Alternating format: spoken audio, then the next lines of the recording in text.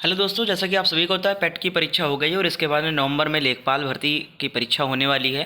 और लेखपाल में सबसे महत्वपूर्ण है ग्रामीण प्रवेश यानी ग्राम समाज एवं विकास। और आप सब लोग हमेशा पूछते रहते हैं सर ग्राम समाज एवं विकास की कौन सी बेस्ट बुक आती है, कौन सी बुक लूँ। दोस्तों एक बहुत अच्छी बुक है चक्षु पब्लिकेशन की उत्तर प्रदेश ग्राम समाज एवं विकास, जिसका कवर पेज मैं आपको सामने दिखा रहा हूँ। ये राजस्व लेखपाल, चकबंदी लेखपाल, ग्राम पंचायत अधिकारी, ग्राम विकास अधिकारी, इन सभी परीक्षाओं में अति महत्वपूर्ण क्वेश्चन के साथ में यहाँ पर संकलन इसका किया गया है। और 1100 प्लस गत वर्षों के परीक्षाओं के प्रश्नों का संकलन है। 2 शॉर्ट पेपर भी दिया गया है। इस बुक का नाम है चक्षु पब्लिकेशन की ये बुक है, मार्केट में इजीली आपको मिल जाएगी। ये इसका इंडेक्स रहने वाला है। इसमें सारे टॉपिक आपको इंपॉर्टेंट जो टॉपिक होते हैं ग्राम समाज एवं विकास में वो सारे यहाँ पर कवर किए गए हैं। इसके साथ साथ इनकी राजस्व लेखपाल की प्रैक्टिस बुक और गाइड बुक भी आती है, जिसकी मदद से आप अपनी तैयारी को एक नई दिशा दे सकते हैं। और ये सारी बुक्स आपको मार्केट में इजीली मिल जाएगा या फिर ऑनलाइन भी अवेलेबल है। लिंक मैंने डिस्क्रिप्शन बॉक्स में दे दिया है। हेलो दोस्तों, good morning to all of you. So friend, जितने भी छात्र यूपी बीएड 2021 में एडमिशन लेने जा रहे हैं, काउंसलिंग कराने जा रहे हैं, उनको कुछ बातों का ध्यान रखना है। दोस्तों आप लोग काफ़ी दिन से कह रहे थे सर इंपॉर्टेंट डॉक्यूमेंट्स पे वीडियो बना दीजिए जो ऑफिशियल नोटिस में आया है, तो वो यहाँ पर आपको एक्सप्लेन करने वाला हूँ कि काउंसलिंग के टाइम में और एडमिशन के टाइम में कॉलेज में आपको कौन कौन से डॉक्यूमेंट्स लेकर जाने हैं, कौन कौन से डॉक्यूमेंट्स बहुत ज़्यादा आवश्यक हैं आप सबके लिए। स्टार्टिंग में कुछ डॉक्यूमेंट्स बता दिए गए थे जो अननेसेसरी थे, वो अभी नहीं मांगे गए हैं। तो यहाँ पर आपको बताने वाला हूँ बैंक अकाउंट को लेकर भी। रजिस्ट्रेशन के टाइम में आप बैंक डिटेल भी डालेंगे, जिसमें आपकी जो पैसा है अगर कॉलेज अलॉट नहीं होता है तो रिटर्न किया जाएगा, नहीं रिफंड किया जाएगा। तो यहाँ पर कॉलेज ने एक बैंक अकाउंट को मेंशन किया है ऑफिशियल नोटिस में कि अगर स्टूडेंट्स इस अकाउंट को लगाते हैं तो शायद फीस जो है वो वापस ना हो पाए। तो इस चीज़ का ध्यान रखना है कौन सा वो बैंक अकाउंट है जो आपको नहीं लगाना, जिसमें फीस वापस नहीं किया जाएगा, नहीं आएगा, और रीज़न क्या है उसका वो भी बताने वाला। तो वीडियो को सबसे पहले भाई लाइक कर दिया करो। इतनी अच्छी अच्छी इन्फॉर्मेशन आप सबको प्रोवाइड करते रहता हूँ घर बैठे, आप लोग सपोर्ट नहीं करते हो। सब लोग वीडियो को लाइक करो, शेयर कर दो भाई अपने दोस्तों को भी। चैनल को नए हो तो चैनल को सब्सक्राइब कर बेल आइकन को ऑन कर लो, ऐसे ही लेटेस्ट अपडेट के लिए और इन्फॉर्मेशन वाली वीडियो के लिए। तो चलिए दोस्तों आगे बढ़ते हैं। और आगे बढ़ने से पहले दोस्तों आप सबको बताना चाहूँगा कि अगर आपको कुछ भी कन्फ्यूज़न है, कोई भी डाउट है किसी भी चीज़ को लेकर, चाहे वो काउंसलिंग है, चाहे रजिस्ट्रेशन है, चाहे वो कॉलेज अलॉटमेंट है, कुछ भी आपको डाउट है, सरकारी या प्राइवेट को लेकर है, नंबर कम है, कुछ भी आप पूछना चाहते हो तो आप मुझसे डायरेक्ट इंस्टाग्राम पर मैसेज करके आप मुझसे बात कर सकते हो। इंस्टाग्राम का लिंक आपको डिस्क्रिप्शन बॉक्स में दे दिया, जाइए वहाँ मुझे फॉलो कर लीजिए और अपने सवाल मुझे मैसेज कर दीजिए। थोड़ा लेट ही सही बट रिप्लाई सबको मिलेगा। और आगे भी आप समय समय पर मुझसे बात करके डाउट अपने क्लियर कर सकते हो। तो लिंक मेरा डिस्क्रिप्शन बॉक्स में दिया है इंस्टाग्राम का, फॉलो जरूर कीजिएगा। तो चलिए भाई सबसे पहले बात कर लेते हैं बैंक अकाउंट को लेकर, कौन सा बैंक अकाउंट नहीं लगाना है। तो चलिए सीधा चलते हैं ऑफिशियल नोटिस पर। भाई यहाँ पर देख सकते हो ये ऑफिशियल नोटिस है काउंसलिंग की, जिसमें सारी डिटेल आपको दी गई है। वहीं पर आप नीचे जब आएंगे तो यहाँ पर देखिए पॉइंट नंबर 1.2.4 पे, ठीक है, यहाँ पर देखिए खाता वाले पे bank account detail for refund of fees, या यह खाता अभ्यर्थी या उसके माता पिता के नाम पर ही होना चाहिए। सबसे पहले तो ये डाउट क्लियर हो जाना चाहिए आप सबको कि अगर आपका नहीं है बैंक अकाउंट, ठीक है, आपके नाम का डिटेल नहीं है, बैंक अकाउंट नहीं है, तो आप अपने माता या पिता का बैंक अकाउंट लगा सकते हो। भाई बहन का यहाँ पर मेंशन नहीं किया गया है, तो आप अपने मम्मी का या अपने पापा का बैंक अकाउंट लगा सकते हो, उनका बैंक डिटेल और उनका पासबुक भी स्कैन करके सबमिट करवा सकते हो। दूसरे पॉइंट पे आ जाते हैं, यदि अभ्यर्थी को सीट आवंटित हो पाती है तो पहली काउंसलिंग में अभ्यर्थी द्वारा भुगतान की गई अग्रिम कॉलेज फीस और पूल काउंसलिंग में पूर्ण कॉलेज शुल्क की वापसी इस खाते में की जाएगी। मान लो अगर आपने काउंसलिंग कराया फर्स्ट राउंड में, उसमें भी आपका जो आपने कॉलेज दिया उसमें नहीं मिला, आपने पूल काउंसलिंग कराया उसमें भी जो आपने कॉलेज दिया उसमें भी नहीं मिला आपको कोई भी कॉलेज आपके दिए हुए लिस्ट से, तो आपको जो पैसा है, आपकी जो आपका एडवांस फीस है वो इसी खाते में रिफंड कर दिया जाएगा। या तो आप अपना लगाओगे या तो आप मम्मी पापा का लगाओगे, उसमें आपका रिफंड कर दिया जाएगा। अब आते हैं लास्ट में कौन सा खाता नहीं लगाना जिसमें पैसा नहीं आएगा।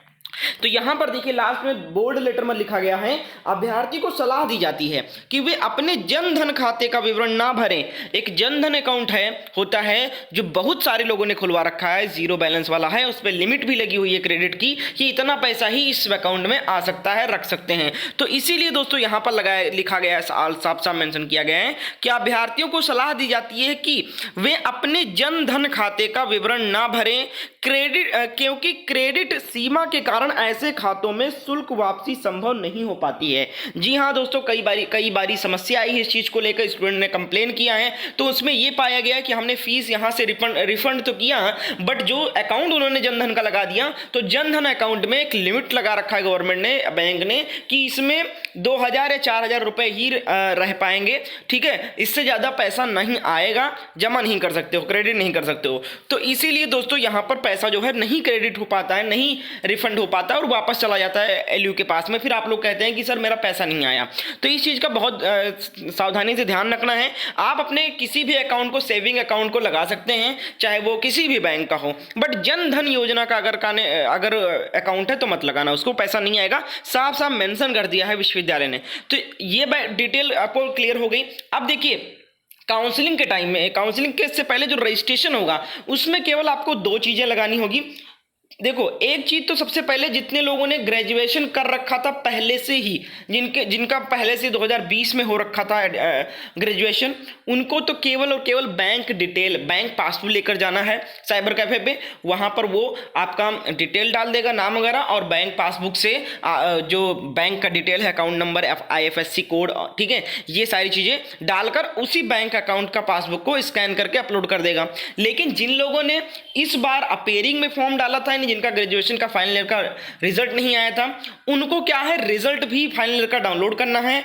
देखिए, मार्कशीट तो अभी नहीं आई है, मुझे पता है आप लोग कमेंट करेंगे सर मार्कशीट तो नहीं आई है, तो कोई दिक्कत नहीं है। आपका जो रिजल्ट निकला है उस रिजल्ट का इंटरनेट कॉपी निकलवाइए, प्रिंट आउट, और अपने कॉलेज यूनिवर्सिटी में जाइए, वहां के डीन या वहां के प्रिंसिपल से आप उस पर अटेस्ट करवा लीजिए, साइन करवा लीजिए, ठीक है, और मुहर लगवा लीजिए कॉलेज का, और उसके बाद में उसी को स्कैन करके आप इस पर अपलोड कर सकते हो, मान्य किया जाएगा आपका, ठीक है। तो जो अपेयरिंग है उनको रिजल्ट का भी इंटरनेट कॉपी लगाना पड़ेगा, वो भी कॉलेज से अटेस्ट करवा के। और जिन्होंने पहले से ही कर रखा है भाई ग्रेजुएशन, उन्होंने तो पहले ही सबमिट कर दिया था ना अपनी मार्कशीट की फोटो उसमें फॉर्म भरते टाइम में, तो उनको कोई दिक्कत नहीं, केवल बैंक डिटेल लगाना है। अब जब ये रजिस्ट्रेशन हो जाएगा तो काउंसलिंग के बाद में आपको जब एडमिशन टाइम आएगा आपका, तब आपको कौन कौन सी चीजें लगानी होगी, कौन कौन से डॉक्यूमेंट्स कॉलेज में लेकर जाना होगा, वो भी यहाँ पर ऑफिशियली बता दे रहा मैं।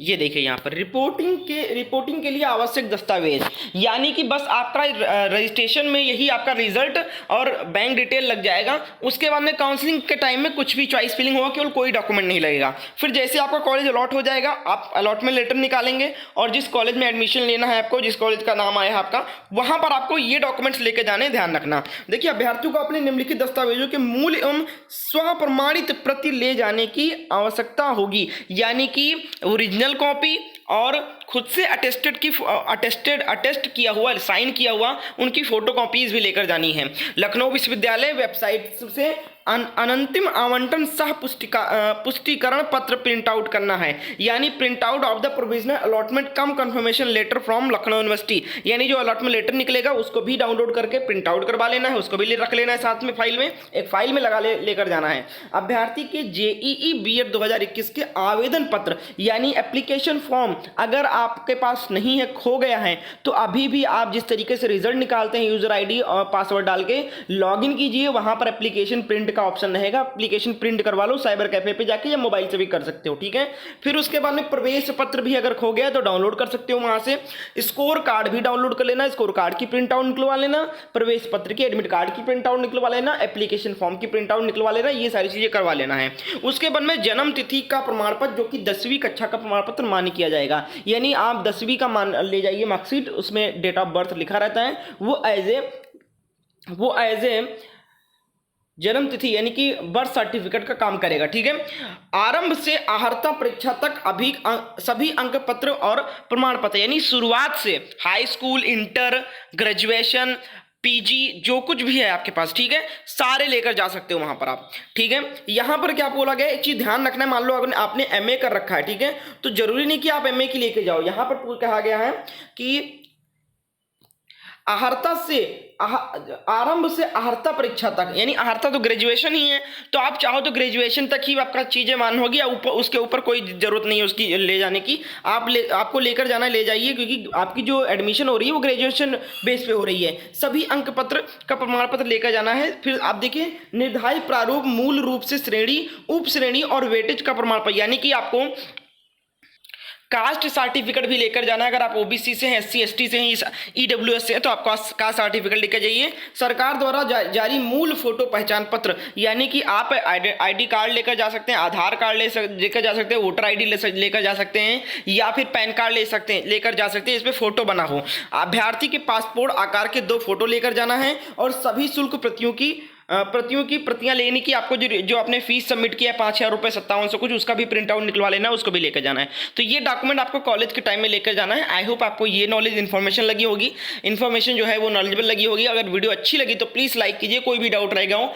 तो कमेंट सेक्शन में पूछ सकते हो दोस्तों। इसके सिवा और कोई भी डॉक्यूमेंट्स नहीं चाहिए, ठीक है। टेंशन मत लीजिए, यहाँ पर जो आपका हेल्थ सर्टिफिकेट कहा गया था वो यहाँ पर मेंशन नहीं किया गया है, तो हेल्थ सर्टिफिकेट की कोई जरूरत नहीं है आपको, ठीक है।